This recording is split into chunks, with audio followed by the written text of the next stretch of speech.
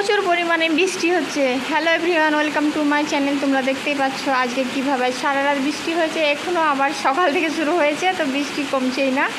তো মাঝে 2 ঘন্টা কম ছিল, আবার শুরু হয়ে গেছে। তো এখন বাজে দেখি 3:46। তো ব্যাপকভাবে বৃষ্টি হচ্ছে, দেখো তোমরা দেখতেই পাচ্ছ। আমি আমার জানালা থেকে রাস্তা দেখাচ্ছি। এই তো দোকানে মুদিখানা, এটা মেন রোডের ধার। এত বৃষ্টি হচ্ছে।